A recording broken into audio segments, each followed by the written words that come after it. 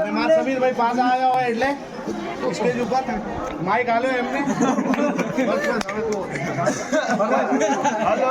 hello mummy થી વાત કરીને આવ્યો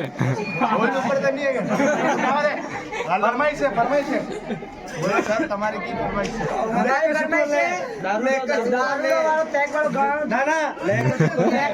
હેંગ વીલ કા નો બધા